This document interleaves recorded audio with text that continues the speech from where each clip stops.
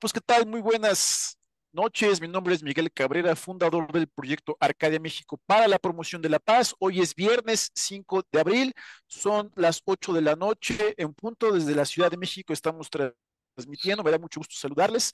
Tenemos un taller muy interesante enfocado en un libro maravilloso, magistral, de alto alcance, eh, y bueno, que ha escrito el célebre filósofo surcoreano Byung-Chul Han, que desde cuando yo tenía ganas de hacer un taller sobre su pensamiento, sobre su obra muy relevante y lamentablemente también bastante desapercibida, pero bueno, que para eso estamos en estos talleres, ¿no es cierto? Para acercar el conocimiento a las personas y sobre todo crear conciencia geopolítica de la paz. Entonces, si están de acuerdo, vamos a proyectar las diapositivas que tengo preparadas para esta ocasión. Vean, hay pues material que analizar y la verdad es que es bastante. Entonces, vamos a comenzar una vez porque se me juntó el material para esta sesión. Recuerden que los talleres pues son justamente de una hora de duración y la idea pues, es acercar el conocimiento de manera pedagógica para que tengamos pues el mejor provecho respecto a los acontecimientos más recientes que han estado sucediendo. Y vean, este libro se los puedo decir abiertamente, es una bomba de información en todos los sentidos que la palabra tiene en esta clase. Vean, entonces estábamos en el inicio, estoy dando acceso a las personas que en este momento se están añadiendo y comenzamos porque la verdad es que hay muchísima información em, y tenemos que comentar, y sobre todo lo más exquisito de estos talleres y de las reuniones de Arcadia México, ya sean presenciales o virtuales, pues son los comentarios, es toda la suma de comentarios que se pueden extraer de los diferentes, pues, desde las diferentes aristas del conocimiento. Entonces, bien, vamos a comenzar. Byung-Chul Han es un destacado filósofo y teórico cultural nacido en Seúl, Corea del Sur, en 1959. Estudió filosofía en la Universidad de Friburgo, así como literatura alemana y teología en la Universidad de Múnich, que en alemán se dice München. Se doctoró en 1994 en la Universidad Picha de Friburgo con una tesis sobre Martin Heidegger. Ha impartido clases de filosofía en la Universidad de Basilea y desde 2012 es profesor de filosofía y estudios culturales en la Universidad de las Artes de Berlín. Bueno, pues quienes no estén familiarizados con el ámbito académico filosófico, estas son de las máximas escuelas de filosofía que puede haber en Europa Occidental. Friburgo, München, son pues de las máximas pues plazas que todo filósofo sueña con tener en el mundo, muy bien pagadas, muy bien remuneradas. Obviamente que es muy difícil entrar porque son pues universidades de élite. Y vean, el pensamiento de Byung-Chul Han aborda críticamente los fenómenos contemporáneos de la sociedad, la cultura y la política, examinando cómo estos aspectos influyen en la percepción y la comunicación humana. Ha escrito extensamente sobre la condición posmoderna, la transparencia, la vigilancia digital y la influencia de la tecnología en la vida cotidiana. Sus obras exploran la naturaleza de la violencia, el poder, el entretenimiento, la sociedad del cansancio y la creciente prevalencia de las enfermedades psíquicas. Vean, ahí está el primer concepto más importante, las enfermedades psíquicas como manifestaciones de desequilibrios en la sociedad contemporánea. Obviamente de la sociedad contemporánea occidental, ¿no? Y de avanzada, pues yo me disculpo porque por motivos de tiempo, esta vez no pude pues poner todas las imágenes de la sesión y pues el texto lo tuve que poner así de manera junta, pero lo vamos a ir comentando. Bueno, este libro es quizás a nivel del tema, probablemente sea pues el más importante junto con el de Varoufakis, que se llama Tecnofeudalismo. ¿Por qué? Porque pues sí da verdaderamente repelús, como se dice, es espeluznante, terrorífico todo lo que estamos viviendo, pues visto con esta óptica que aquí lo vemos siempre con enfoque geopolítico. ¿De acuerdo? Entonces, vean, obviamente que este material yo se los voy a enviar Y les va a encantar esta sesión, que son sesiones pues breves, duran un poquito más de una hora, y comenzamos. Así que por favor les pido que pongan atención, que hagan apuntes, de ser posible, y al final vamos a tener ahí un pequeño diálogo, si están de acuerdo. Entonces vean el régimen de la información. El filósofo analiza dos formas diferentes de control social. Estamos hablando del control social. El llamado régimen disciplinario y el régimen informativo. El régimen disciplinario se caracteriza por la explotación de los cuerpos y la energía, mientras que el régimen de la información explota la información y los datos. El régimen de la información va unido al capitalismo de la información, que ahora ha evolucionado hacia un capitalismo de la vigilancia que degrada a las personas a la condición de datos y ganado de consumo. Entonces, ahí tenemos ya los primeros conceptos nodales. Lo vamos a intentar aquí subrayar. Y les digo una disculpa por no haber tenido tiempo de subrayar esto de manera previa. Hoy tuvimos un día bastante ajetreado, afortunadamente. Entonces, estos son los dos regímenes. Vean qué importante. Entonces, vamos a hablar un poco. ¿Cuál es el régimen disciplinario? Esta forma de control está asociada al capitalismo industrial y adopta una forma mecánica. Les va a fascinar la verdadera, eh, el néctar de conceptos que maneja Byung-Chul Han. Les digo, es un libro pequeño, pero que tiene muchísimos conceptos muy interesantes. Aquí nada más vamos a dar una óptica general. ¿De acuerdo? Estamos aquí en el néctar de conceptos de este filósofo, bastante dotado a nivel mental, que se llama Byung-Chul Han. Todo el mundo es un engranaje de la maquinaria del poder disciplinario, que esto es lo que el doctor Jalife llama la jaula cibernética, la invisible cárcel cibernética, la invisible jaula cibernética es justamente el concepto del que habla el doctor Jalife. Creo que por ahí tengo el libro cercano, y lo cual, pues vean, ya estamos empezando con la idea central. Eh, que no me gusta decirlo, se los digo abiertamente, no me encanta decirlo de este modo, pues de algún modo es aceptar que ya estamos en una distopía en pleno siglo XXI, en la década de los 20. El poder disciplinario penetra en el sistema nervioso y en las fibras musculares, convirtiendo una pasta informe, un cuerpo inepto en una máquina. Fabrica cuerpos dóciles que pueden ser sometidos, utilizados, transformados y perfeccionados.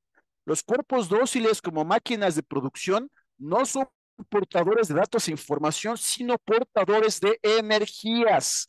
En el régimen disciplinario, los seres humanos son entrenados para convertirse en ganado de trabajo. Bueno, eso es algo que ya se sabe, pero aquí de lo que se trata es hacer énfasis en el régimen de información. Eh, y vean, la primera característica, ya si se los digo así de manera amistosa, de la prosa de Byung-Chul Han, es que es una prosa amigable. Por favor, vayan, cómprense el libro, es un libro muy chiquito, lo encuentran fácilmente en cualquier librería, y me fascinó que tiene una prosa bastante amigable. Se los digo de verdad, es uno de los mejores libros que yo he leído este año, y ya es para que lo compren, lo lean, se lee muy rápido, obviamente con el enfoque geopolítico de Arcadia, México. Entonces, vean, por otra parte, tenemos al llamado régimen de información. Todos estos son conceptos. Entonces, ese sí, por favor, para que lo vayan a memorizar, a tatuar, el régimen de información. Esta forma de control se caracteriza por el procesamiento de información y datos a través de algoritmos e inteligencia artificial que determina los procesos sociales, económicos y políticos. A diferencia del régimen disciplinario, no es la posesión de medios de producción lo decisivo para obtener el poder, sino el acceso a la información. Lo voy a repetir porque a nivel, eh, de las implicaciones en la historia del capitalismo, de este libro es relevante. No es la posesión de medios de producción lo decisivo para obtener el poder, sino el acceso a la información. Entonces, eso para que vean es más que relevante y quizás con eso ya incluso ustedes podrían, pues, de algún modo llevarse la esencia de de este taller, porque cuando uno lee el concepto de medios de producción, pues evidentemente eso nos remite al marxismo, que habla de los medios de producción y de los modos de producción.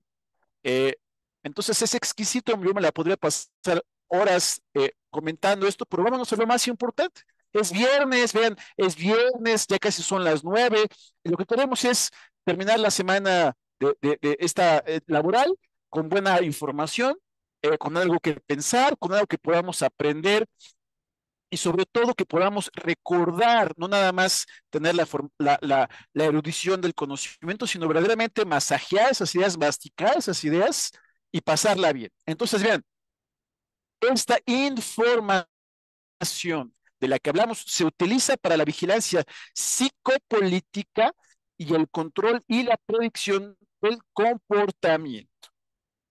Entonces, por otra parte, capitalismo de la información. Esta forma de capitalismo se basa en la comunicación y la creación de redes, haciendo obsoletas técnicas de disciplina como el aislamiento espacial, la regulación estricta del trabajo o el entrenamiento físico. La docilidad no es el ideal del régimen de la información. El sujeto del régimen de la información no es dócil ni obediente, sino que se cree libre, auténtico y creativo. Se produce y se realiza a sí mismo. Entonces, esto verdaderamente es muy importante porque lo vamos a ver quizás para la próxima clase, eh, un libro, si de por sí este libro es verdaderamente revelador, imagínense cuando leamos y estudiemos los libros de Gunther Anders. ¿Quién conoce aquí a Gunther Anders? Gunther Anders. Verdaderamente es una cosa verdaderamente apabullante. Yo ahí ya los tengo, los he estado hojeando de manera continua. Muy importante y verdaderamente terrorífico todo lo que se lee en los libros de Gunther Anders. Eh, Todo lo que estamos viendo, y aquí voy con esto, para que vean que aquí no se trata nada más, o sea, el objetivo de estos talleres no es nada más exponer las tesis del autor, que para eso ustedes pueden leer el libro y ya, ¿no? Pues así de fácil. No, se trata de que hagamos una labor intertextual, un tejido de ideas con los demás libros que hemos leído, los demás talleres, con el enfoque interdisciplinario de la geopolítica de Arcadia de México. Eso es lo importante, es la carnita, es la sustancia, ese es el auténtico valor de la inversión de estos talleres que ustedes están haciendo para inversión en conocimiento de calidad.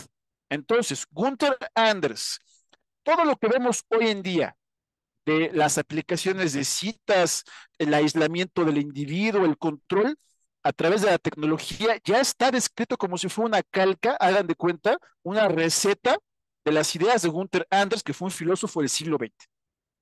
Entonces, eso lo vamos a ver en los próximos talleres, muy relevante, porque eso es a lo que yo le llamo particularmente una subvariante, un subcapítulo de un capítulo mayor que aquí en Arcadia, México, hemos llamado inteligencia conceptual, en el doble sentido de la palabra de tecnología.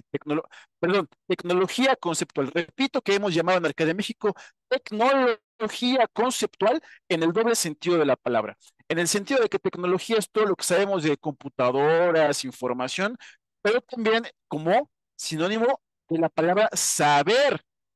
Entonces, es las dos. Aquí en Arcadia, México, tenemos la aproximación a la geopolítica desde la tecnología conceptual.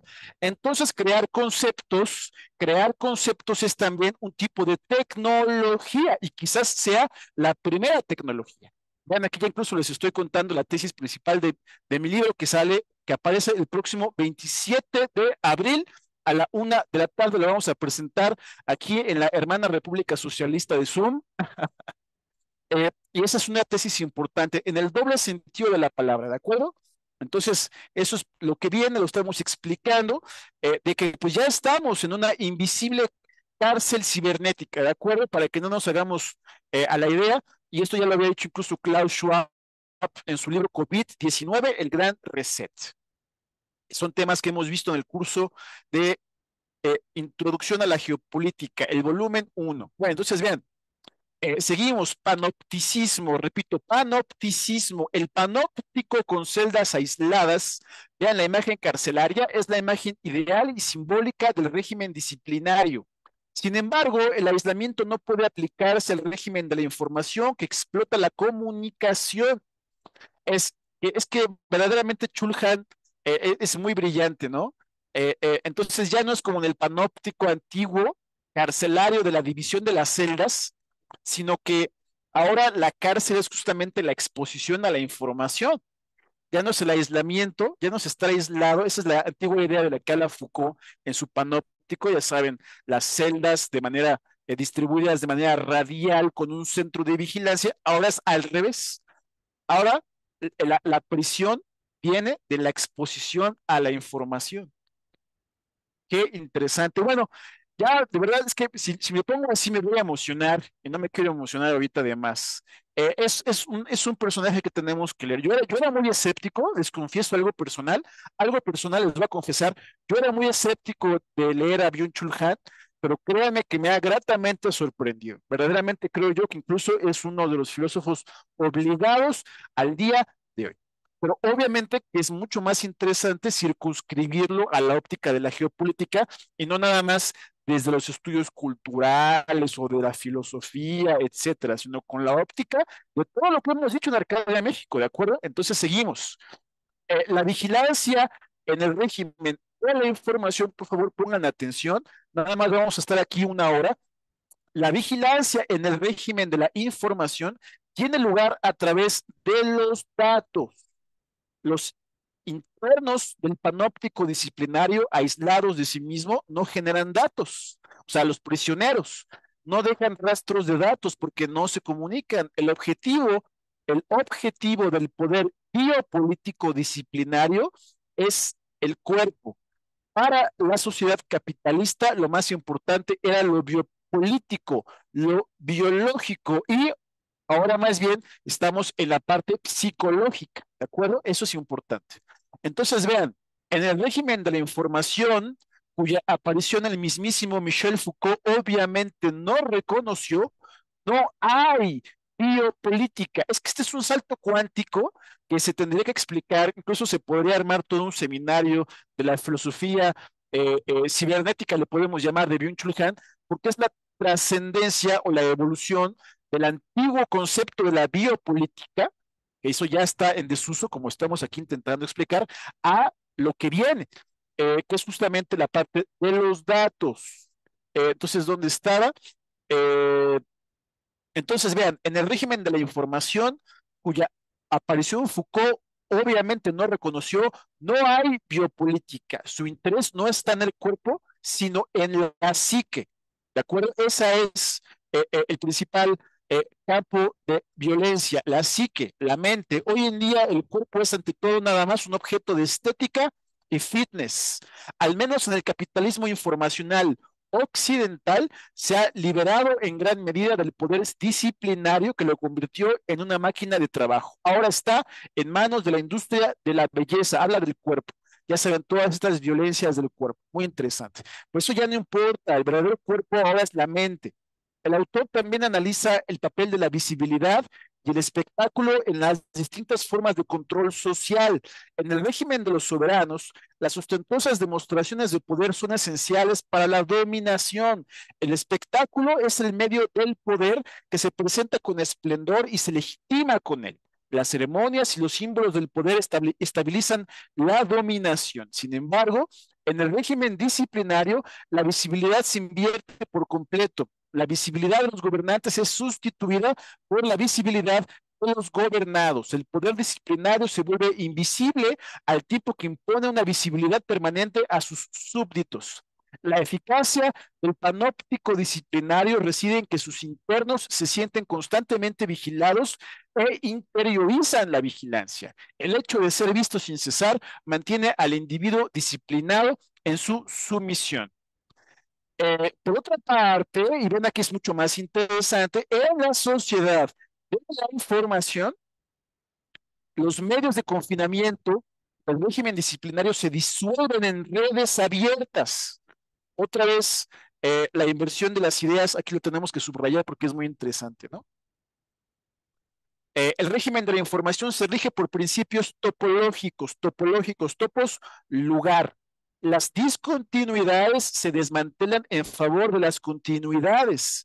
Los cierres se sustituyen por aperturas y las celdas de aislamiento por redes de comunicación. La visibilidad se establece de un modo completamente distinto, no mediante el aislamiento, sino mediante la creación de redes. La tecnología de la información digital convierte la comunicación en un medio de vigilancia. Cuantos más datos generemos, repito, cuantos más datos generemos, cuanto más intensamente nos comuniquemos, más eficaz será la vigilancia. El teléfono móvil, el celular como instrumento de vigilancia y sometimiento explota la libertad y la comunicación. Incluso esto yo lo observo, por ejemplo, cuando veo que alguna persona sube, no sé, vamos a pensar a Facebook, algún video corto que ahora les llaman Reels, ¿no? De lo que está haciendo, o sea, si está, por ejemplo, en su cuarto vistiéndose, lo que sea, si se dan cuenta, es como una especie de espejo, ¿no? Es como si nosotros estuviéramos detrás del espejo y estamos viendo lo que esa persona se está viendo a sí misma. Eso es muy interesante porque es justamente la apertura de la que habla Kim Byung-Chul Han. O sea, estamos viendo cómo las personas se ven en el espejo. Bueno, entonces eso es muy interesante. La próxima vez que alguien suba algo así, ahora van a verlo con esa óptica. Es como si estuviéramos detrás del espejo, ¿no? Entonces vemos cómo se ven a sí mismos. Entonces subir una actividad es justamente visibilizar, ¿no? Todo esto que estamos aquí, de lo que estamos hablando. Bueno, entonces, vean, y esta parte es maravillosa, bueno, maravillosa en el sentido conceptual, pero terrorífica en sus alcances explicativos. En el régimen de la información, las personas no se sienten vigiladas, sino libres. ¿Cuántas veces no hemos dicho en Arcadia, México, que ya no existe la libertad? ¿Cuántas veces hemos dicho en Arcadia, México, que esto es un tema del que hemos visto desde Klaus Schwab, lo que decíamos, y la paradoja, porque nadie se da cuenta. O sea, estamos en la época en la que todo el mundo se creen más libres, cualquier tipo de libertad y de libertades, cuando es justamente lo opuesto. Yo insisto con ese tema. Exactamente, como dice Leonardo, como una cámara de Kessel. Entonces, vean, es la paradoja, y si yo me pusiera aquí a hablar de libertad, pues no acabo, pero es importante notar esta paradoja. La paradoja es que precisamente esta sensación de libertad es la que garantiza la dominación. La dominación se consuma en el momento en que libertad y vigilancia se unen. El régimen informativo se despliega sin ninguna restricción disciplinaria. Las personas no se ven obligadas a tener una visibilidad panóptica, sino que se exponen voluntariamente por una necesidad interior. Se producen a sí mismas, es decir, se ponen en escena. En el régimen informativo, y ven, todos estos son conceptos.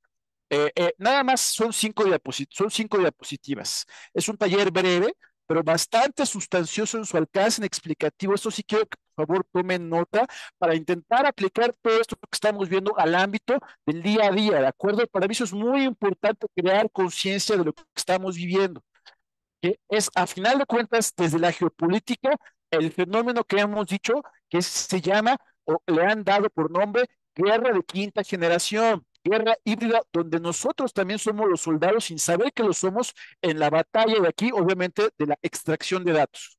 Bueno, entonces vean, y también de la percepción de la realidad. Obviamente que cuando veamos a Gunther Anders se van a caer de la silla, es tremendo lo que viene, los drones, las aplicaciones de citas, todo está ahí en Gunther Anders. Entonces, vean, en el régimen informativo, las personas se esfuerzan por ser visibles por sí mismas, mientras que en el régimen disciplinario se ven obligadas a ello. Se colocan voluntariamente en el punto de mira, incluso quieren hacerlo, mientras que los internos del panóptico disciplinario tratan de evitarlo. La transparencia es la política de hacer visible el régimen de información. El imperativo de la transparencia es que todo debe presentarse como información. Transparencia e información son sinónimos. La sociedad de la información es la sociedad de la transparencia. La paradoja de la sociedad de la información es que las personas están atrapadas en la información. Ellos mismos se ponen los grilletes comunicando y produciendo información. La cárcel digital es transparente. ¿De acuerdo? Entonces, para que vean, ahí está, este, que bueno, esto es muy occidental, ¿no? Obviamente que Byung-Chul Han, pues es occidental, aunque él sea de Corea, Sur-Corea, pues es un país occidentalizado. Entonces, el autor analiza el papel de los algoritmos en el régimen de la información. El régimen algorítmico da forma a nuestras vidas de maneras que a menudo nos resultan invisibles. Es una forma de poder que opera, repito porque eso es muy importante, es una forma de poder, es una forma de poder, es una forma de poder que opera entre bastidores, moldeando nuestro comportamiento mediante sutiles señales e incentivos, como si fuéramos perros de Pavlov. El régimen algorítmico, ese concepto me gusta mucho más. El régimen algorítmico es una forma de poder blando.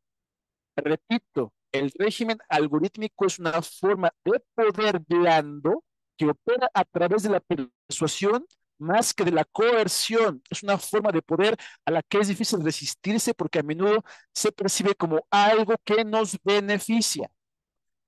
Se analiza el papel de las personas influyentes en el régimen de la información, los influencers. Las personas influyentes son individuos que tienen muchos seguidores en las redes sociales y pueden influir en la opinión pública. Y bueno, Byung-Chul Han se ha vuelto famoso.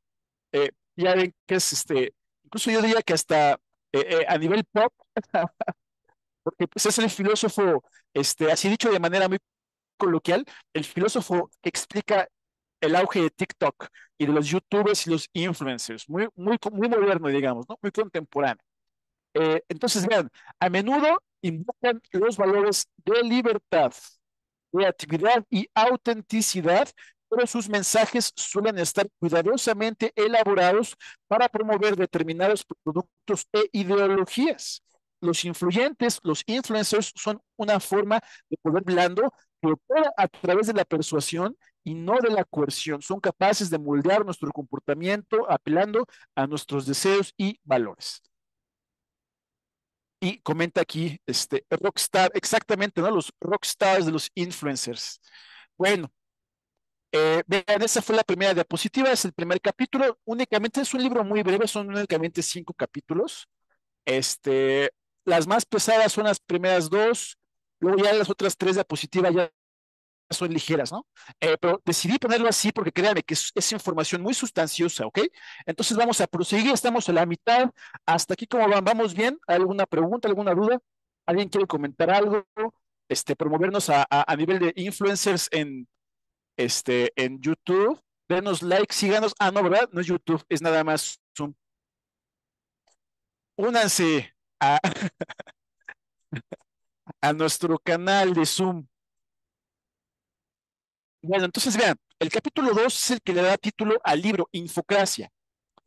La digitalización y sus efectos. La rápida digitalización del mundo está provocando un cambio radical en nuestra percepción, relación con el mundo y convivencia. Este tsunami de información desata fuerzas destructivas y se ha apoderado de la esfera política, provocando distorsiones y perturbaciones en el proceso democrático. Como resultado, la democracia está degenerando en infocracia. Esa es la tesis central de todo el libro. Se los digo aquí de manera elegante y lo voy a repetir porque lo van ustedes a mantralizar. Ya saben que se los dejo de tarea que se hagan el tatuaje, lo repitan como mantra. Vean, el tsunami de información desata fuerzas destructivas y se ha apoderado de la esfera política, se ha apoderado de la esfera política, provocando distorsiones y perturbaciones en el proceso democrático. Como resultado, la democracia está degenerando en infocracia. Y los que hemos estudiado la teoría de sistemas políticos de Platón, pues sí es un guiño a todo eso, porque ya ven que según Platón, la democracia degenera en oligarquía. ¿De acuerdo? Eso está en teoría de sistemas políticos y aquí Byung-Chul Han cambia sutilmente, es muy elegante aquí la distinción, ya no es la degeneración en oligarquía, sino en infocracia. Maravilloso concepto, ¿no? Bueno, entonces vean, el papel de los libros en la democracia primitiva. Es un tema, no me toquen ese son, porque la verdad es que sí llevo muchos años siguiendo el tema del desarrollo de los libros. Para mí es muy importante y eso lo vamos a comentar en un momento a qué me refiero. Entonces, vean, en los primeros tiempos de la democracia, los libros eran el medio dominante. Establecieron el discurso racional de la ilustración en la esfera pública esencial para la democracia. Debía su existencia al público lector. Y la esfera pública esencial para la democracia debía su existencia al público lector. Según Jürgen Habermas, un filósofo alemán, eh, existe una estrecha relación entre el libro y la esfera pública democrática. La cultura del libro demostraba la coherencia lógica del discurso. Por otra parte, los nuevos medios de comunicación y el declive del discurso racional. Los medios electrónicos destruyen el discurso racional determinado por la cultura del libro y crean una mediocracia, mediocracia. Es decir, del- de la transición se da del libro, o sea, el declive del libro en, y el auge de la mediocracia. Todo es YouTube, ya todo aparentemente es YouTube. Entonces eso es importante porque el libro está desapareciendo. O sea, el libro no me refiero a que vaya a desaparecer, obviamente que eso va a seguir, quizás menos, porque ya no es como antes, hace como 50 años, ya no es así, eh, eh, pero me refiero a que cada vez son menos leídos. O sea, lo podemos ver en México, y de hecho yo estaba hablando de este tema hace unos días con un amigo que sacó su novela, y me decía, es que Miguel, en México no leemos los libros, los compramos nada más. Entonces, ya no le quise responder para no deprimirlo, pero en mi mente yo pensé, pues es que es evidente porque ya tenemos a YouTube, YouTube nos dice todo, entonces, ¿para qué leer? Bueno, eso es un tema importante, que vale mucho la pena reflexionar en este contexto, ¿de acuerdo? Entonces, donde estábamos, justamente por eso en Arcadia, México, los libros no los mandamos a imprimir, sino que son digitales. Sí creo que está en declive el auge de la industria editorial. Muchos periódicos ya no son impresos, nada más son en el portal virtual, en la página web. Muchos periódicos, revistas, etcétera. Todavía uno que otro perduran, pero ya son únicamente los menos. Pienso en Estados Unidos, todavía imprimen. Imagínense que todavía en Nueva York, bueno, en Estados Unidos todavía imprimen el Wall Street Journal, que por cierto ahorita está quebrado, pero es de los últimos pues ejemplos de esta práctica y poco a poco va a ir cambiando. En México todavía se sigue imprimiendo el periódico de La Jornada, pero es porque ha aguantado, eso ya está desapareciendo. Ya no vemos las noticias en el periódico como antes, ya no, ahora todo es en la tablet y en los celulares. Bueno, entonces vean, eso es un tema importante, porque aquí se va a hablar de telecracia. Bueno, ahorita vamos a ver en dónde me quedé, a ver si no me perdí. Eh, entonces vean, eh, los medios electrónicos destruyen el discurso racional determinado por la cultura del libro y crean una mediocracia. Tienen una arquitectura única que obliga a los receptores a la pasividad. Habermas culpa a los medios de comunicación del declive de la esfera pública democrática. La audiencia de la televisión corre el riesgo de retroceder a la inmadurez a medida que el razonamiento de un público lector da paso al intercambio de gustos e inclinaciones de los consumidores. Impacto en el discurso político. El discurso político del siglo XIX, influido por la cultura del libro, tenía una extensión y una complejidad completamente diferentes. Famosos debates, esto es un tema importante. Famosos debates en el siglo XIX, como el que enfrentó al presidente Abraham Lincoln y a Stephen Douglas, ilustran este punto. En la mediocracia actual, el discurso político se reduce a frases hechas. El valor del entretenimiento determina la transmisión del contenido político. El entretenimiento ya no es la información, ya todo es entertainment, eh, socavando la racionalidad. El resultado es, dice Byung-Chul Han, la democracia, donde el entretenimiento es el mandato supremo al que también se somete la política. Esto es evidente. Y pues ya todo, incluso uno puede ver que la política como se conoce hoy en día, pues ya degeneró en esta especie como de show, de chismes, de a ver qué le dijo el candidato a esta candidata, y ya se pelearon porque le dijo aquello, ya es como, es un gran, un show, digamos, ¿no? Un business, un media show. Entonces eso es importante porque justamente que ese periodo, de eso casi nadie se dio cuenta, pero es también el fin de la política, ¿no? Bueno, y el auge de la pasividad del individuo que nada más se vuelve receptor, ya no se vuelve un agente racional, porque ya no hay esfera pública, todo está altamente debatizado, ¿no? Bueno, entonces vean que incluso en México lo podemos ver, ¿no? O sea, ni siquiera en México no tuvimos el privilegio de que el gobierno facultara sus propios medios de comunicación, ellos nada más hicieron uso de las plataformas más conocidas, Facebook, YouTube, etcétera. Que yo ahí sí estoy en contra, creo que sí tuvo que haberse creado una plataforma gubernamental de, pues, difusión de la verdad, por decirlo de algún modo, ¿no? Entonces, vean, la historia de la dominación y las pantallas. E insisto, de verdad, yo me quiero disculpar con ustedes porque por falta de tiempo no pude yo tener dividir más con más tiempo y claridad las diapositivas.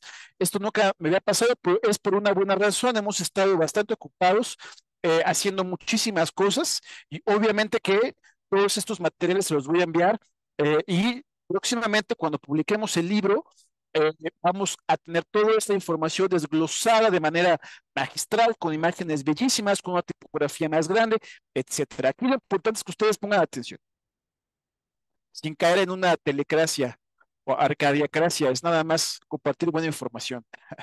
Entonces, vean, la historia de la dominación puede describirse como la dominación de diferentes pantallas.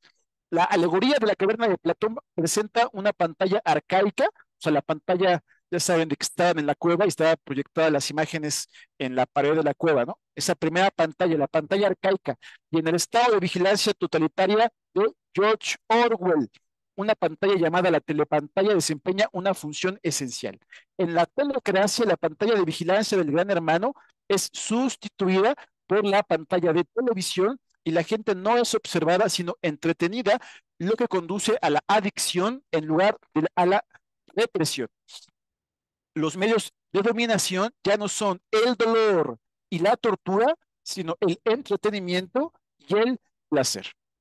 Eso es muy interesante porque incluso hay muchos libros que hablan, bueno, recientes, este es un paréntesis importante, del exceso de dopamina, así se conoce, que secreta pues el cuerpo humano cuando está sometido siempre a esta especie de gratificación de corto plazo que representan las redes sociales.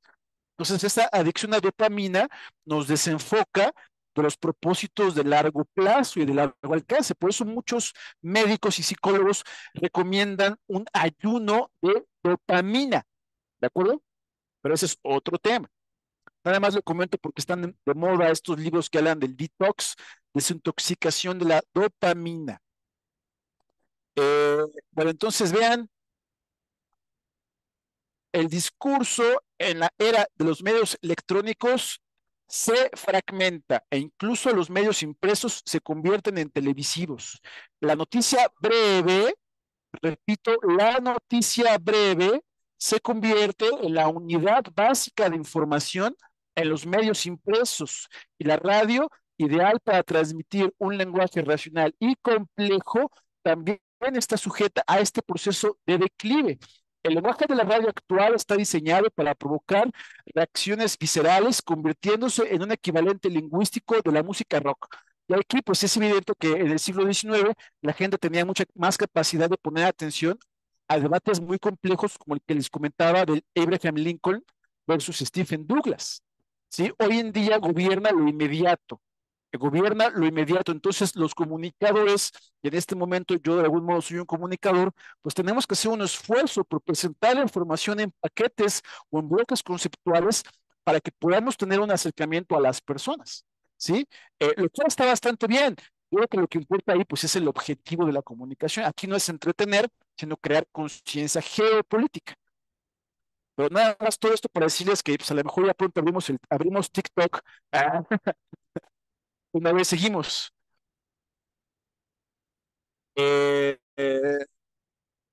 La telepantalla y la pantalla de televisión han sido sustituidas por la pantalla táctil y el nuevo medio de subyugación es el smartphone, el teléfono celular. Estamos siendo prisioneros de los celulares, que también pues es una espada de doble filo, ¿no? O sea, yo no tengo nada en contra de la tecnología, para nada, al contrario, que haya smartphones que inunden el mundo y que sean cada vez más baratos. Lo importante es el uso que se les da. Eso es lo importante, el uso que se les puede dar. En el régimen de la información, las personas ya no son espectadores pasivos que se rinden al entretenimiento, sino también son emisores activos que producen y consumen información constantemente. El frenesí comunicativo adopta ahora formas adictivas y compulsivas, atrapando a las personas en una nueva inmadurez. La fórmula de sometimiento en el régimen de la información es comunicarnos hasta que morimos. Esa expresión me gusta mucho. Comunicarnos, comunicamos hasta que morimos. Eh, entonces, vean, la necesidad de una fenomenología de la información. Una fenomenología de la información es necesaria para comprender mejor la infocracia, la crisis de la democracia en el régimen de la información. Esta crisis comienza a nivel cognitivo, ya que la información tiene un intervalo de actualidad muy corto y carece de estabilidad temporal, fragmentando la percepción y arrastrando la realidad a un torbellino permanente de actualidad. Esto deja al sistema cognitivo en un estado de inquietud y la necesidad de aceleración inherente a la información reprime las prácticas cognitivas que consumen tiempo, como el conocimiento, la experiencia y la comprensión, y yo diría la capacidad de que terminemos los libros que comenzamos. Ya cada vez es más difícil tener la paciencia para acabar un libro grande. Eso es un tema, es que vean, ese tema me fascina. Y yo ofrezco disculpas porque no me quiero desviar, pero nada más voy a señalar que todo esto lo que estamos aquí hablando, a nivel de la crisis de los libros y todo esto, ya Borges lo había previsto en el siglo XX. Por eso Borges nunca escribió ningún texto de más de 10 cuartillas. Todos eran cuentos. O sea, las obras magistrales de Borges son incluso párrafos o cuentitos de 3, 4 cuartillas. Es que él decía eso, él decía, en el futuro ya no va a haber libros. Entonces hay que escribir cosas muy breves para que en el futuro nos puedan leer. Imagínense, ahorita es prácticamente imposible o muy difícil empezar una noveleta tipo La Guerra y la Paz de Tolstoy y terminarlo, ¿no? Pues es una cosa así enorme, pues a qué hora, ¿no? Y digo yo, pues mejor te lees un cuento de Borges de 3 cuartillas y te da el mismo efecto de haber leído una novela, ¿no? Que son cuentos muy interesantes, muy geométricos y muy complejos, que sí te dejan así anonadado, ¿no? Pero bueno, eso soy yo y mi afición por Borges. Que no estoy diciendo que tenga que ser así, pero a mí me gusta mucho, ¿no? Bueno, entonces vean, amenaza a la racionalidad discursiva. La racionalidad discursiva también se ve amenazada por la comunicación afectiva. En una comunicación afectiva no prevalecen los mejores argumentos, sino la información con mayor potencial de excitación de las pasiones, ¿no? Ya no hay objetividad, es más bien qué tanto nos pueden entretener. Algo también, obviamente, al nivel del discurso político, ¿no? Las mañaneras, las noticias falsas atraen más la atención que los hechos. Y con un solo tweet con una noticia falsa o una información descontextualizada puede ser más eficaz que un argumento bien fundamentado. La psicometría y sus implicaciones. La psicometría, también conocida como psicografía, es un procedimiento basado en datos para obtener un perfil de personalidad. Vean la riqueza de conceptos que maneja Byung-Chul Han. Y esto en un librito así como de 70 cuartillas. El smartphone es un dispositivo de registro psicométrico que alimentamos con datos día tras día y puede utilizarse para calcular con precisión la personalidad del usuario. El régimen de la disciplina solo disponía de información demográfica, mientras que el régimen de la información tiene acceso a la información psicográfica que utiliza para su psicopolítica. Y un concepto muy bueno que me gusta mucho, el famoso, bueno, aquí en el libro, micro-targeting en política, ¿de acuerdo? Ese sí, yo creo que es de los más interesantes de todo el libro, y lo voy a repetir porque me llamó mucho la atención. Micro-targeting, ¿de acuerdo? Aquí lo vamos a resaltar, vean, es una herramienta de marketing psicopolítico que utiliza perfiles psicométricos. Basándose en los psicogramas de los votantes, se les hace publicidad personalizada en las redes sociales. Esto influye en el comportamiento de los votantes a nivel subconsciente, socavando el proceso democrático que presupone autonomía y libre albedrío. Por eso ya no hay democracia, hay infocracia. Estamos siendo condicionados de manera masiva. La empresa británica de datos Cambridge Analytica, ¿se acuerdan de esa empresa?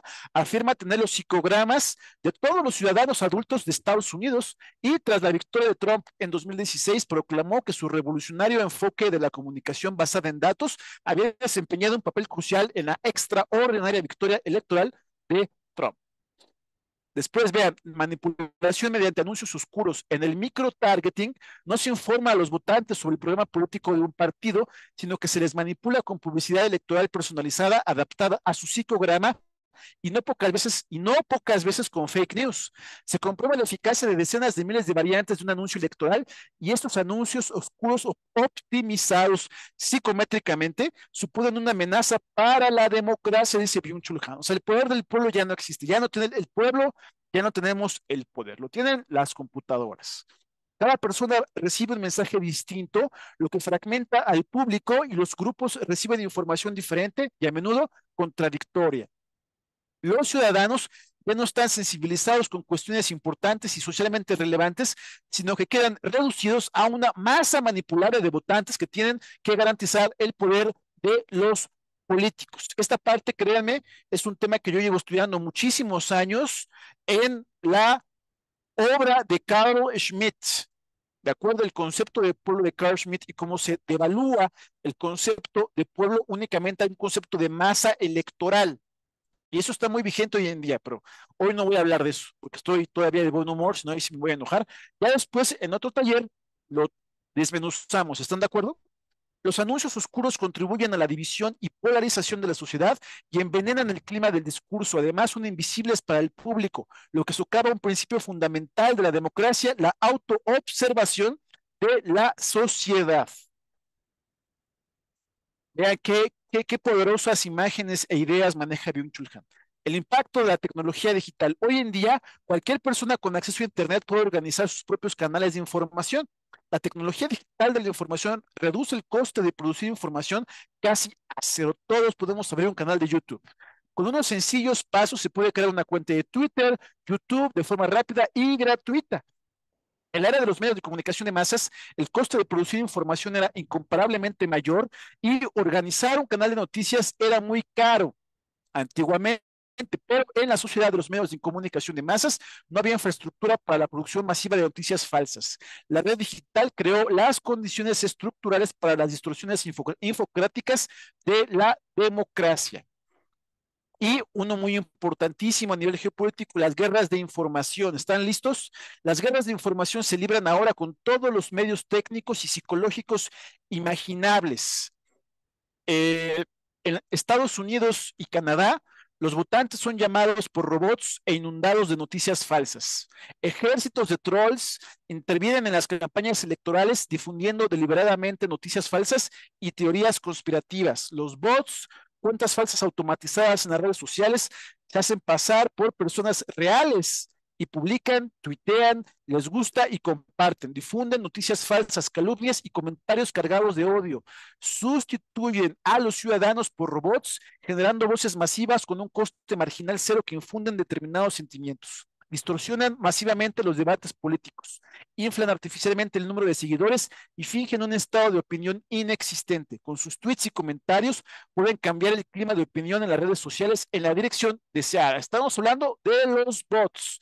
Los estudios demuestran que basta un pequeño porcentaje de bots para cambiar el clima de opinión. Obviamente, aquí lo que falta decir, esto ya no apareció en el libro de Byung-Chul Han, es que estos bots hoy en día, corte de caja 2024, son movidos por inteligencia artificial, ¿de acuerdo? Puede que no influyan directamente en las decisiones de voto, pero manipulan los ámbitos de decisión. Los votantes están expuestos inconscientemente a sus influencias y si los políticos se orientan por los sentimientos en la red, los votos sociales influyen indirectamente en las decisiones. Cuando los ciudadanos interactúan con robots de opinión y se dejan manipular por ellos, cuando determinados actores cuyos orígenes y motivaciones son completamente oscuros, interfieren en los debates políticos, la democracia está en peligro. En peligro. En las campañas electorales entendidas como guerras de información, ya no son los mejores argumentos los que prevalecen, sino los algoritmos más inteligentes. En esta guerra de la información, no hay lugar para el discurso. Y uno que me gusta mucho, el de los memes como medios virales, que los memes, a ver, ¿quién sabe quién inventó el concepto de meme? ¿Alguien tiene alguna idea? Bueno, yo tengo entendido, aunque a lo mejor me puedo equivocar, pero de lo que yo recuerdo de mis lecturas, es un concepto que propaló muchísimo el científico que se llamaba Richard Dawkins. Sí, o sea, es todo un concepto. No es nada más una palabra para imágenes que pasamos viralmente. Es un concepto de, eh, eh, eh, de- que está en el marco de lo que se conoce en ciencia política como la teoría de la viralidad. ¿De acuerdo? Estos son temas que se estudian a nivel doctorado.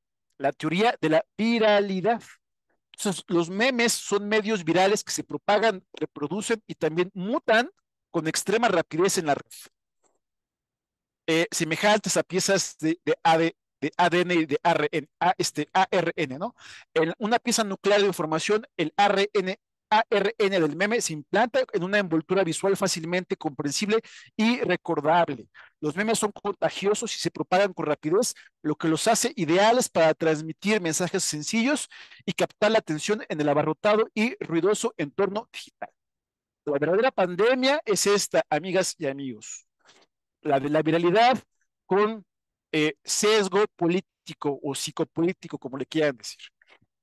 Esas sí son pandemias mucho más graves que las que hemos visto, ¿no? O sea, las enfermedades ya no son en el cuerpo, son cibernéticas. Si se dan cuenta del enfoque es distinto, ya no afectan el cuerpo, o sea, son virus de la mente. Yo creo que si yo tuviera que explicar esto a otro auditorio, así lo diría. Ya el virus no es el del cuerpo que te enferma como antes la gripe, sino el virus de la mente, la propaganda y los bots y los memes, ¿de acuerdo? O sea, los memes oscuros teledirigidos, porque hay que reconocer que luego sí hay buenos memes, ¿no? Bueno, vean, impacto en la democracia, que es lo que más nos interesa.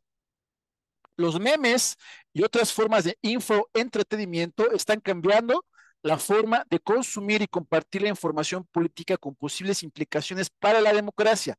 Por un lado, pueden hacer que la política sea más accesible y atractiva, especialmente para las generaciones más jóvenes, más familiarizadas con los medios digitales. Por otro lado, también pueden simplificar en exceso cuestiones complejas, difundir información errónea y contribuir a la polarización de la sociedad. A medida que se generaliza el uso de memes y otras formas de infoentretenimiento en la política, es importante considerar su impacto potencial en la democracia y encontrar formas de mitigar cualquier efecto negativo. Bueno, ya casi vamos a acabar, amigas y amigos. Nos faltan 3 diapositivas ya mucho más amigables, pero para que vean la riqueza de conceptos de este libro. Y estamos en la última recta del taller. Vamos a estar aquí máximo 15 minutos más, ¿de acuerdo? Entonces, si me dan oportunidad, 15 minutos más y terminamos. Entonces, vean, el fin de la acción comunicativa, obviamente como Byung-Chul Han pues está o creció en un ambiente de marcada influencia alemana, pues cita a muchos filósofos alemanes importantes. Vean, El filósofo surcoreano analiza el impacto de la comunicación digital en la democracia y la sociedad, destacando los retos que plantean la pérdida del concepto del otro en el discurso y la atomización de la sociedad. También explora el concepto de burbujas de filtros y sus implicaciones para la esfera pública. La comunicación digital y sus efectos. El documento comienza discutiendo el poder transformador de la comunicación digital, señalando que ha reorganizado el flujo de información y ha tenido un efecto destructivo en el proceso democrático. Según el autor, esto se debe a que ahora la información se produce y consume en espacios privados en lugar de en la esfera pública. Esa es la parte más importante de esto, amigas y amigos. No se vayan con las demás. Esto es lo más importante, ¿de acuerdo? La sustitución de la esfera pública por un tipo particular tecnocrática de esfera privada, ¿de acuerdo? Eso es importante. Eh,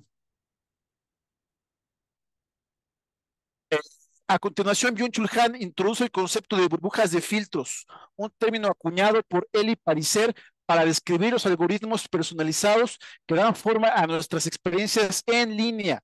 Según Pariser, estos algoritmos crean un universo único de información para cada usuario basado en sus intereses y comportamiento en línea, las burbujas de filtros.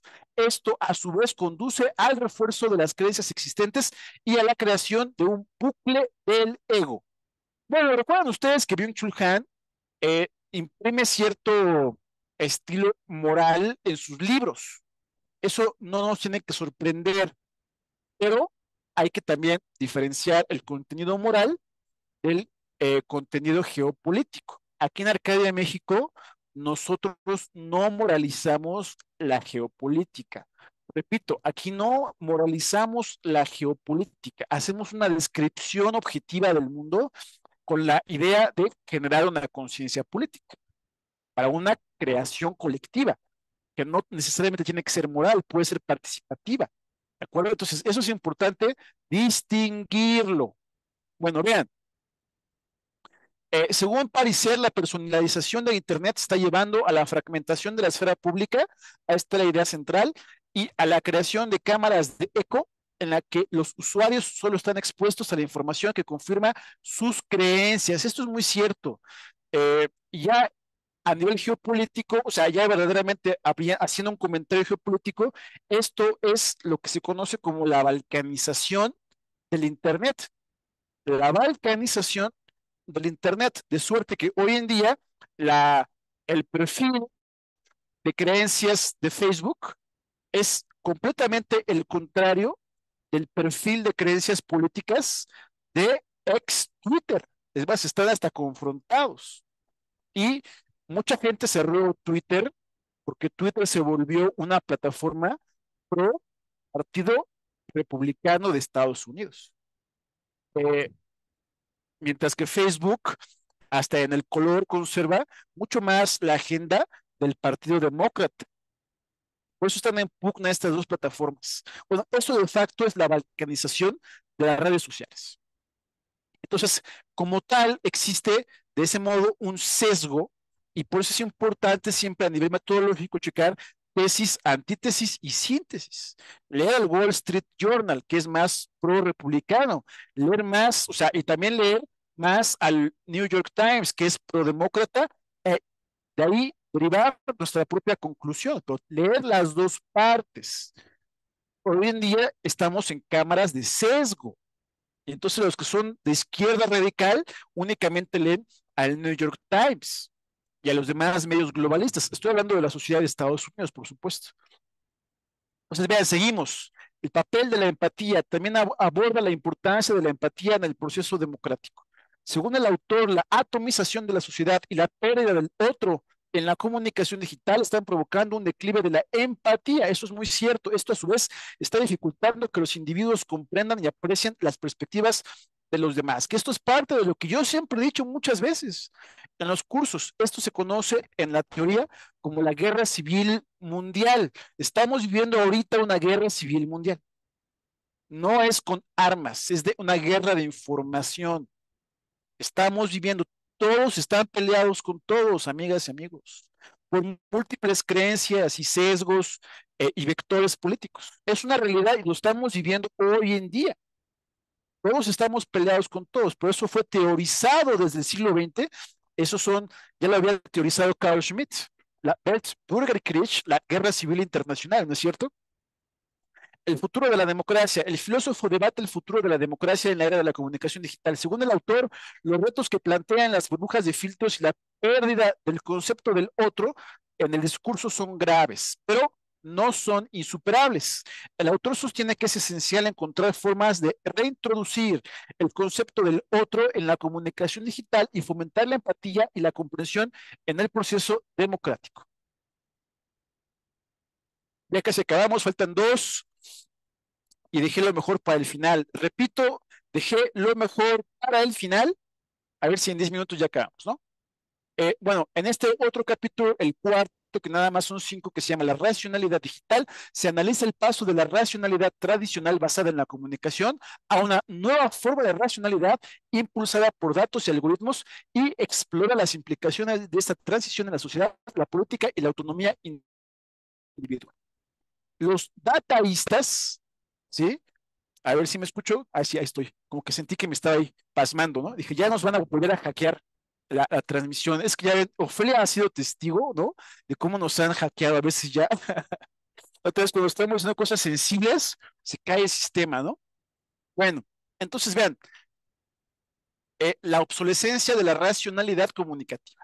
Los dataístas sostienen que la creciente complejidad de la sociedad moderna, unida a la ingente cantidad de información, deja obsoleta la idea de racionalidad comunicativa. Sostienen que el rápido crecimiento de la información supera la racionalidad limitada de los individuos, provocando una parálisis en la comunicación interpersonal y haciendo que los supuestos de pensadores como la famosísima filósofa Hannah Arendt o Jürgen Habermas pierdan validez en la realidad. ¿A qué se refiere esto? Bueno, pues se dice que la esfera pública, tal y como la concibieron Hannah Arendt y Habermas, ya no existe y los ciudadanos no pueden creer en una base común para el debate, ni siquiera asumir que forman parte de la misma comunidad. Los dataístas imaginan una forma de racionalidad que opera sin acción comunicativa. Esa es la parte más importante, ¿no? Lo podemos traducir para decir fácil, sin sentimiento de colectividad, ¿de acuerdo? Y nada más somos datos que tienen patrones de comportamiento, pero que estamos divididos unos de otros. Consideran que los macro datos y la inteligencia artificial son un equivalente funcional de la esfera pública discursiva, lo que convierte en obsoleta la teoría de la acción comunicativa, que bueno, eso es todo un tema, pero eso viene de Habermas del siglo XX, ¿de acuerdo? La forma de racionalidad que descarta la comunicación y el discurso puede denominarse racionalidad digital.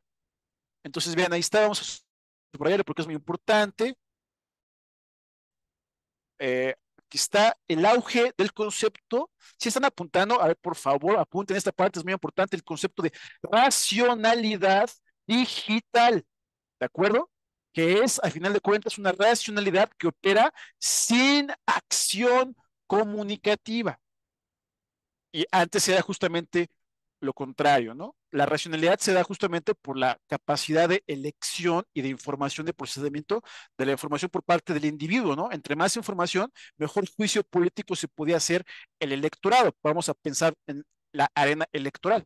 Hoy es al revés, entre más se desinforme al electorado, más óptimo para la concreción de esta especie de reingeniería electoral que hemos visto en el declive de Occidente. Bueno, las ideas son muy importantes, ¿eh? O sea, está sucinto, pero tiene todo el punch este libro, ¿eh? Ya casi vamos a acabar. Se opone a la racionalidad comunicativa que impulsa el discurso. La racionalidad comunicativa consiste no solo en la capacidad de razonar, sino también en la disposición a aprender. En cambio, la racionalidad digital sustituye el aprendizaje discursivo por el aprendizaje automático que permite a los algoritmos imitar los argumentos.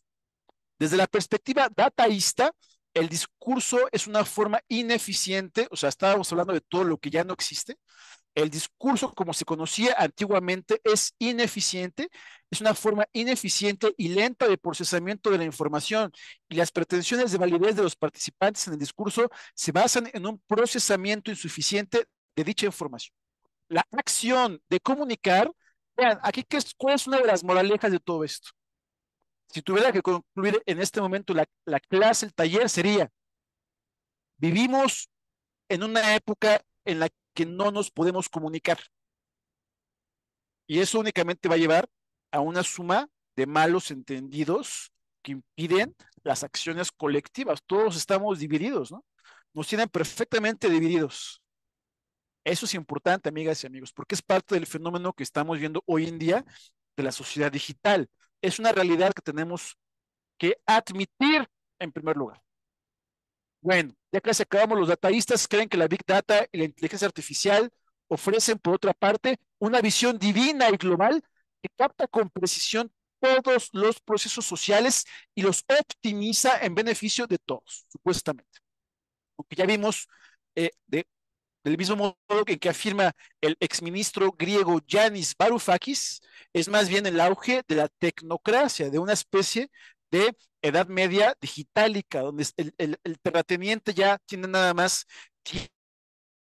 tierra virtual, ¿no? Los que rentan los algoritmos, ¿no? Jeff Bezos, Tesla, todos estos grandes potentados, los verdaderos dueños del mundo digitálico, de la esfera digitálica, la renta, ¿no? Y el fin como él llama, el fin del capitalismo y el auge del tecno feudalismo. Bueno, entonces, ¿cuál es la solución según Varoufakis? Pues que los algoritmos sean públicos, porque los algoritmos tienen propiedad privada. Estamos aquí también intentando dar solución a todo esto, ¿no? Que los algoritmos sean públicos, dice Varoufakis. O dice Byung-Chul Han, que se reincorpore el concepto del otro en la comunicación digital. Muy interesante. Eh, Prevén los dataístas una sociedad en la que la política sea sustituida por la toma de decisiones basada en datos y la gestión de sistemas. Este cambio llevaría a sustituir a los políticos por expertos y analistas de datos que administrarían la sociedad más allá de principios ideológicos e independientemente de intereses de poder. Las decisiones se tomarían utilizando Big Data e inteligencia artificial, y el discurso político pasaría a un segundo plano.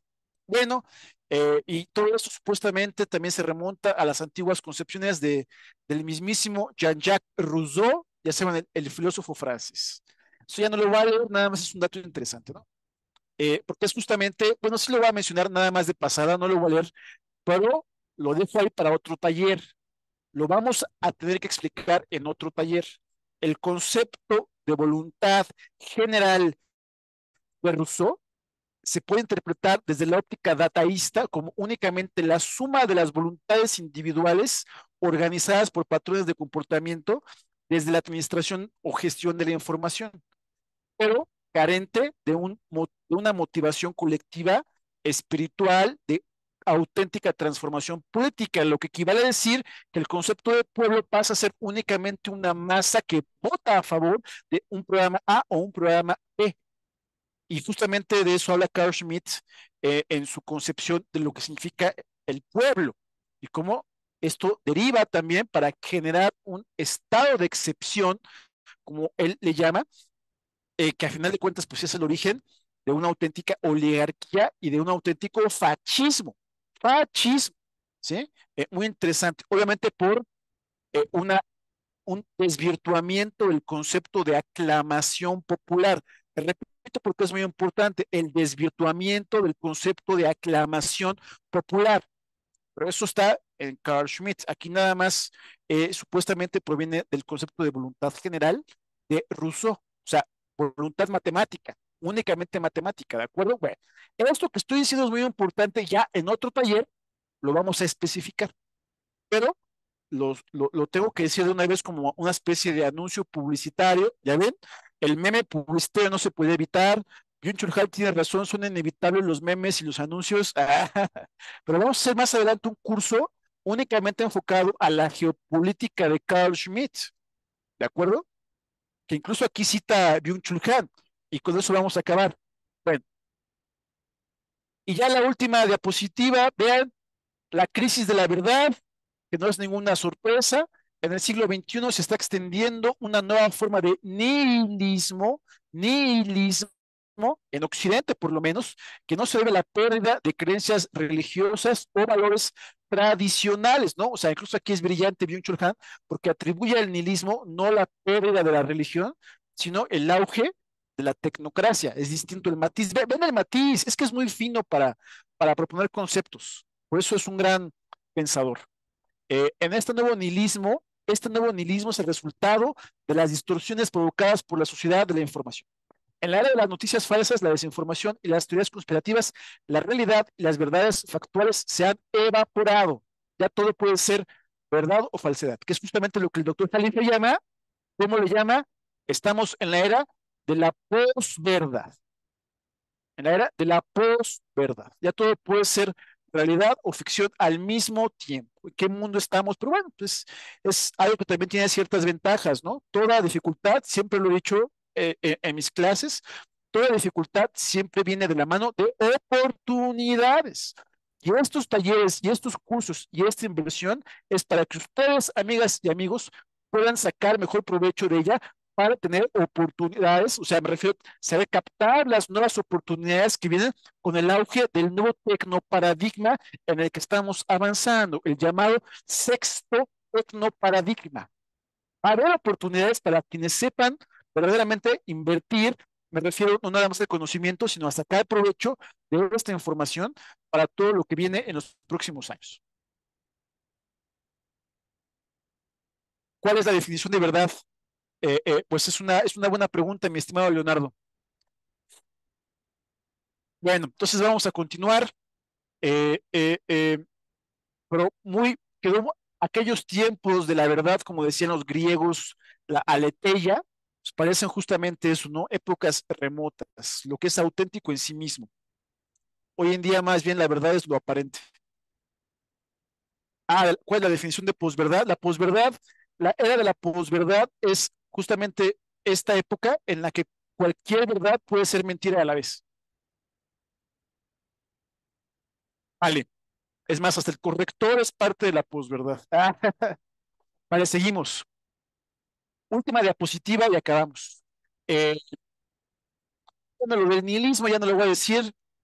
Eh, verdad, en esta época, verdad y mentira son indistinguibles, esa es la parte importante. Eh,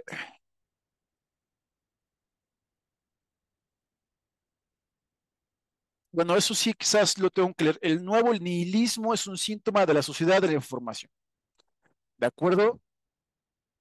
Lo vamos a poner ahí en amarillo. Algunas ideas importantes para ir finalizando este taller. Eh, La libertad de expresión degenera en farsa cuando pierde toda referencia a los hechos y a las verdades factuales. Es una lección. No somos libres. Eso ya no existe. La libertad no existe, ¿de acuerdo? O sea, lo que comenzamos diciendo aquí es una conclusión. La erosión de la verdad comenzó mucho antes de la política de noticias falsas. La digitalidad erosiona lo factual. Lo factual es aquello que es verdad de manera, tiene una, es verdadero de manera intrínseca, tiene verdad intrínseca. Bueno, eh, la relación entre ideología y verdad es más compleja de lo que piensa Hannah Arendt. La ideología se reviste de verdad. Es más, ahora la verdad es la ideología, ¿no es cierto? Y poner ejemplo a Hitler. Hitler también reivindicó la verdad de forma decisiva, difundió su ideología racista en nombre de la verdad. Todo el mundo le creyó. Eh, Ahí pues están los libros famosos de la psicología de masas. Bueno, se queda para otro taller, pero está el famoso libro de la psicología de las masas de Gustave Le Bon, ¿de acuerdo? Para que lo busquemos ahí. Ya en otro momento lo vamos a exponer para no aburrirlos, pero sí es bibliografía para que ustedes apunten, tengan sus cuadernos, sus notas. Más adelante lo vamos a ver. Los voy a apuntar acá. Gustave Le Bon, eh, la psicología de las masas. Gustave Le Bon, psicología de las masas. Bueno, entonces eso es muy importante, porque es lo que estamos viendo hoy en día, pero esto estaba teorizado desde el siglo XX y hoy en día pues ya es una realidad. Eh, y vean, Hitler siempre presentó su propaganda a la luz de la verdad. Incluso en el famoso Estado totalitario de George Orwell, la verdad persiste como una instancia, se basa en una enorme mentira que se presenta como verdad. El protagonista de dicho libro, acuérdense ustedes, Winston Smith, dice, y si todos los demás aceptaban la mentira que el partido imponía, si todos los registros contaban la misma historia, entonces la mentira pasaba a la historia y se convertía en verdad. Hitler no era un mentiroso común, sino capaz de esas mentiras que en su enormidad y totalidad producen una nueva realidad. Quien inventa una nueva realidad no miente en el sentido ordinario. Y bueno, lo del famoso Ministerio de la Verdad de George Orwell. En el Ministerio de la Verdad del libro 1984 de Orwell, Winston Smith se encarga de llevar a cabo falsificaciones, ¿se acuerdan? Sustituye hechos del pasado desfavorables para el partido por otros inventados. Después de inventar una persona ficticia llamada Ogilvy, mientras reescribía un artículo de periódico, se dice a sí mismo, el camarada Ogilvy, que nunca había existido en el presente, era ahora una realidad en el pasado y cuando hubiera sido olvidado en el acto de falsificación, seguiría existiendo con la misma autenticidad, con pruebas de la misma fuerza que Carlomagno o Julio César. El fraude universal, la mentira total, invade también el lenguaje. Y aquí es muy interesante porque esto casi nadie sabe. Yo sí me acuerdo muy bien de cuando leímos estos libros en la preparatoria o en la secundaria, algo así, de que ya en estos libros de Orwell, ya estaba inventado el lenguaje inclusivo, solo que aquí en el libro se llama la lengua, la neolengua, que es una neolengua inclusiva que en el libro se llama Newspeak, que afirma la mentira total, que incluso tiene su propia gramática, ¿no? Yo por eso cuando hablo de estos temas con amigos y amigas, les digo, bueno, pues que el lenguaje inclusivo ya estaba teorizado en los libros de Aldous Huxley, de George Orwell, ahí está todo. Y según Daniel Stulin, no eran escritores de ciencia ficción, sino ideólogos de una programática tras bambalinas. ¿De acuerdo? Es importante. No eran escritores de ciencia ficción, sino ideólogos de una programática. Eso es importante que se sepa. Bueno, según Daniel Stulin. Eh, entonces se reduce radicalmente el vocabulario y se eliminan los matices lingüísticos para impedir el pensamiento diferenciado. Se priva a los individuos de la capacidad de reflejar en el pensamiento una realidad, un mundo que no sea el del partido. En la mentira total, el propio lenguaje se retuerce y se adapta a la mentira. Las distinciones conceptuales claras se hacen imposibles. Los tres eslóganes del partido distópico son: la guerra es la paz, la libertad es esclavitud y la ignorancia es la fuerza. Y a estos tres vectores había que agregar el cuarto eslogan: la verdad es mentira. Y ya para finalizar, y con eso acabamos ahora sí, una cita magistral de Byung-Chul Han del primer capítulo, porque aquí tenemos a Carl Schmitt, que les digo que vamos a hacer un capítulo de la geopolítica de Carl Schmitt, que ya lo hemos visto cuando hablábamos de la tierra versus el mar, las talasocracias versus las telurocracias en el ámbito de la lucha de los globalistas contra los soberanistas. Y vean lo que dice Byung-Chul Han, cita textual del final del capítulo primero: todo cambio fundamental de medios de comunicación crea un nuevo régimen. El medio es el dominio. A la vista de la revolución electrónica, Carl Schmitt, que vivió, por cierto, 101 años, una cosa así, se sintió obligado a redefinir su célebre frase sobre la soberanía, que es un tema que a mí me fascina, la teoría de la soberanía de Carl Schmitt, que decía, vean, después, y lo cita, ¿no? Después de la Primera Guerra Mundial, dije, está ahí Carl Schmitt hablando. Después de la Primera Guerra Mundial dije, soberano es quien decide el estado de excepción. Después de la Segunda Guerra Mundial, con mi propia muerte a la vista, digo, soberano es quien dispone de las ondas del espacio. Fin de cita. Los medios digitales, continúa diciendo Byung-Chul Han, hacen posible el dominio de la información. Las ondas, los medios electrónicos de masas pierden importancia. Lo decisivo para obtener el poder es ahora la posesión de la información. No es la propaganda de los medios de masa, sino la información la que asegura el dominio. Repito, no es la propaganda de los medios de masas, sino la información lo que asegura el dominio. Ante la revolución digital, Schmidt reescribía su dictum sobre la soberanía. Soberano es quien manda sobre la información en la red. Eso es magistral. Y pues ya nada más, ya acabamos la parte de Byung-Chul Han. Obviamente que estos temas los llevamos estudiando en Arcadia México desde hace muchos meses. Un poco de bibliografía adicional que trata este tema la podemos encontrar en otros libros que hemos estudiado en estos talleres, a saber, la era de la vigilancia o del capitalismo de vigilancia de Susana Zuboff. Hicimos un taller en ese momento que son los mismos temas. Vean, la era del capitalismo de vigilancia. Justamente ahí está todo lo que se hace con los datos a nivel del lucro, eh, y cómo pues extraen nuestros patrones de comportamiento para mejorar los algoritmos que están privatizados, no son públicos. Bueno, esto viene en este libro de Susana Zuboff, que es psicóloga por la Universidad de Harvard.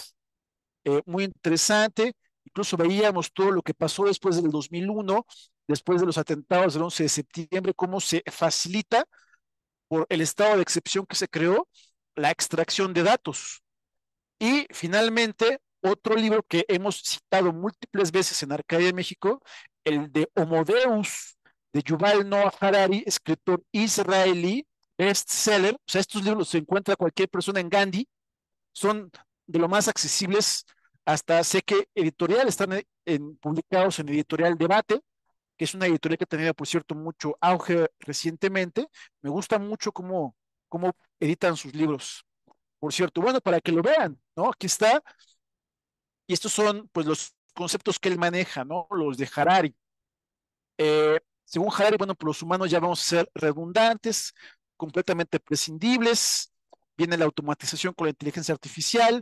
Esto va a dar origen a una desigualdad biológica y la aparición del suprahombre, el Homo Deus, que van a tener ellos toda su modificación genética y su biomecánica, ¿no es cierto? Su aumentación, como le van a llamar, seres humanos aumentados, el surgimiento de los cyborgs y de los inforks. Los inforks, teorizados por Norbert Wiener, padre de la cibernética, son justamente las personas que están conectadas 24/7 a la información, que son particularmente las nuevas generaciones. Las nuevas generaciones que van a estar 24/7 conectadas a la matriz de extracción de datos. Y el mismo Harari propone, vean aquí todo lo que viene, las tecno-religiones, que es otro tema. Nada más lo menciono porque es muy interesante, el auge de las tecno-religiones, el tecno-humanismo y el dataísmo. Que es que el dataísmo es la creencia que el Homo sapiens ya cumplió su papel terrestre y que por tanto debe otorgar su poder a una nueva raza de algoritmos avanzados. Y que no es ciencia ficción, es nuestro presente, amigas. ¿Cuántas veces lo hemos comentado en Arca de México? Y están otros. Está el del libro de Tecno, ¿cómo se llama? El de Pepe Escobar. Pepe Escobar tiene uno tecnofeudalismo. Creo que también se llama tecnofeudalismo de Pepe Escobar, y el de Varoufakis, Yanis Varoufakis. ¿De acuerdo? Muy importante. Eh, Son conceptos que están ampliamente estudiados por las máximas autoridades de la geopolítica y de las nuevas tecnologías. Y falta el de transhumanismo de Daniel Stulin. O sea, la etapa final de la deconstrucción humana es el auge del posthumanismo. Posthumanismo, ¿de acuerdo? Y para todo esto, obviamente que era necesario el momento previo llamado la deconstrucción del ser humano, ¿de acuerdo? Entonces vamos a estar conviviendo en el planeta con los robots, pero de manera realista, no de ciencia ficción. O sea, son los algoritmos, la inteligencia artificial, el capitalismo en la nube, cloud capitalism, como le llama el mismo Yanis Varoufakis. Entonces, mi conclusión personal pues, es que viene esta etapa, los próximos 10 años, donde vamos a convivir con estas nuevas disposiciones tecnológicas. Muy interesante. Entonces, toda esta información que yo comparto con ustedes da para eh, que sepamos invertir en las nuevas tecnologías y llevarnos un dinerito adicional. ¿Se los digo o no se los digo? Bueno, se los voy a decir porque me caen muy bien, pero nada más les voy a dar una pauta porque de esto hay mucho. Invertir en cobre. Compren ustedes sus acciones en empresas de cobre porque es lo que viene para aumentar. ¿De acuerdo? Van a subir mucho las acciones de las empresas de cobre. Incluso vean ustedes, aquí se está llevando la inversión para que ustedes hagan su propia investigación de cómo invertir en acciones de empresas de cobre. Repito, cobre. Bueno, entonces con eso finalizamos y yo les agradezco mucho. Entonces quedo atento a sus preguntas o comentarios. ¿Quién quiere comentar o preguntar algo? Adelante.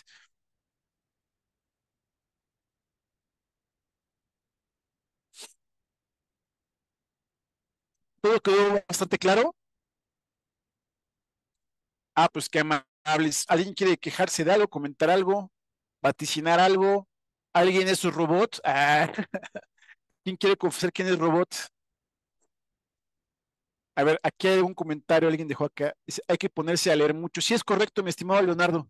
Y en acá en México, pues, más que únicamente dedicarnos a leer, también lo que queremos hacer es generar un tipo de comunidad de conocimiento útil que sepa, nos ayude a sortear los próximos años que vienen en el sentido no pesimista, sino optimista, ¿no? Son oportunidades, incluso oportunidades de inversión. Y lo hemos dicho en las demás clases, invertir en plata, invertir en conocimiento como estos talleres, en nuestros cursos y también en todo lo que hemos dicho. Y bueno, por supuesto que le estamos dando seguimiento puntual a los acontecimientos más recientes para estar actualizados y siempre ir mejorando nuestra toma de decisiones, nuestro árbol de decisiones, ¿no es cierto?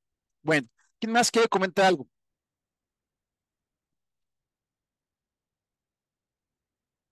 Vale, entonces les agradezco mucho el favor de su atención.